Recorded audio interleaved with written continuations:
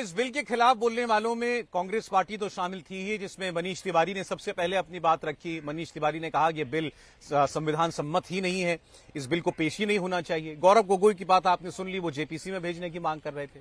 इनके अलावा टीएमसी की तरफ से, समाजवादी पार्टी की तरफ से, डीएमके की तरफ से और बहुत सारे विपक्षी दल थे।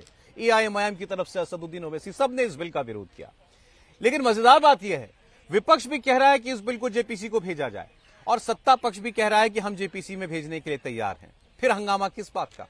कानून मंत्री वहां मौजूद थे, गृहमंत्री उस वक्त वहां मौजूद थे और गृहमंत्री अमित शाह ने तो यह भी बताया कि जब यह बिल कैबिनेट में पेश किया गया था, कैबिनेट में पास किए जाने से पहले ही प्रधानमंत्री नरेंद्र मोदी ने यह साफ कर दिया था कि और चर्चा के लिए इस बिल को जेपीसी के पास भेजा जाएगा।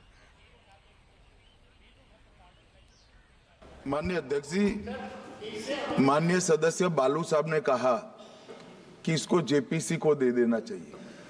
जब ये संविधान सुधार का विधेयक, संवैधानिक संशोधन जब कैबिनेट में चर्चा में आया, तब प्रधानमंत्री जी ने स्वयं मंशा व्यक्त करी थी कि इसको जेपीसी को देना चाहिए। इस पर विस्तृत चर्चा सभी स्तर पर होनी चाहिए। इसलिए मुझे लगता है कि इसमें सदन का ज्यादा समय जाया करे बगैर, अगर मंत्री जी कहते हैं कि इसको जेपीसी को सौंपने के लिए वो तैयार है, तो जेपीसी में सारी चर्चा होगी और जब जेपीसी के रिपोर्ट के आधार पर कैबिनेट इसको पारित करेगी, तब भी फिर से चर्चा होनी है। तो मैं मानता हूं कि माननीय मंत्री जी अगर जेपीसी में रखने की इच्छा व्यक्त करते हैं तो यहीं पर एक चीज समाप्त हो जाएगी। गृहमंत्री ने साफ कहा कि प्रधानमंत्री ने पहले ही कहा था कि इसको जेपीसी के हवाले किया जाएगा इस बिल को। अब गृहमंत्री के बयान के बाद फिर कानून मंत्री अर्जुन राम मेघवाल खड़े हुए और उन्होंने स्पीकर से कहा कि मैं इसके लिए एक जेपीसी गठन की आपके सामने एक प्रस्ताव रखता हूं ताकि इस बिल को हम जेपीसी के पास भेज पाएं। लेकिन विपक्ष इस बिल के पेश करने की स्टेज पर ही डिवीजन चाहता था, यानी कि मतदान चाहता था। तो स्पीकर ने मतदान भी कराया, लेकिन यह वोटिंग 2 बार करानी पड़ी। पहली बार जो वोटिंग हुई उसमें इस बिल को इंट्रोड्यूस किए जाने के पक्ष में 220 वोट पड़े, जबकि यह बिल इंट्रोड्यूस ही ना हो, मतलब इस बिल के खिलाफ 149 वोट पड़े। बहुत सारे सांसद ऐसे थे जिन्होंने ये कहा कि चूंकि पहली बार इलेक्ट्रॉनिक वोटिंग सिस्टम के जरिए इस नई पार्लियामेंट के अंदर वोटिंग कराई जा रही थी, स्पीकर ने भी इस बात को कहा था कि हो सकता है इसमें कुछ लोगों को दिक्कत हो, तो विपक्ष ने मांग की कि अब पर्ची से भी मतदान होना चाहिए।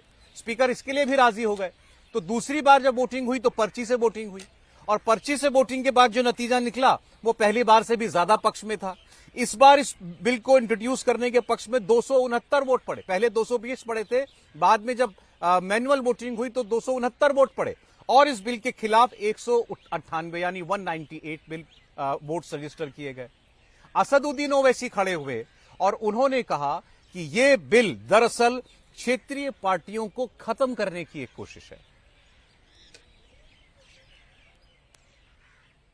This bill violates the right to democratic self-government, which is part of Article 14(19). This in itself is a violation of parliamentary democracy, which envisages a tenured legislature. This bill indirectly introduces a presidential style of democracy. This bill will finish off regional parties. This bill is only brought in to massage the ego of the supreme leader. Thank you, sir. I oppose this bill.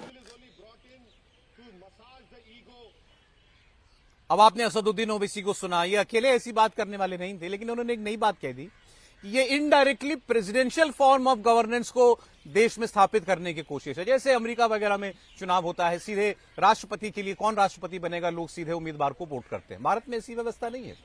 Bharat में parliamentary system है।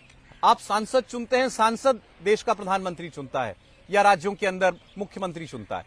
उन्होंने ये भी कहा कि दरअसल इससे जो राष्ट्रीय पार्टी है उसको फायदा होगा, क्षेत्रीय दल, रीजनल पार्टीज समाप्त हो जाएंगी। यह कोशिश की जा रही है इस बिल को लाने के जरिए।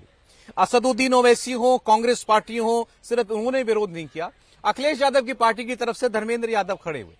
धर्मेंद्र यादव ने भी ये बात कही कि यह बिल पिछड़ा विरोधी है, यह बिल दलित विरोधी है, गरीब विरोधी है और मुस्लिम विरोधी भी है। खासतौर पर उन्होंने कहा, धर्मेंद्र यादव अखिलेश यादव के चचेरे भाई हैं और उन्होंने कहा कि यह बिल दरअसल देश में तानाशाही लाने की कोशिश है। अध्यक्ष जी, मैं समझ नहीं पा रहा हूं, अभी 2 दिन पहले संविधान को बचाने की, संविधान की गौरवशाली परंपराएं की कस्में खाने में कोई कमी नहीं रखी।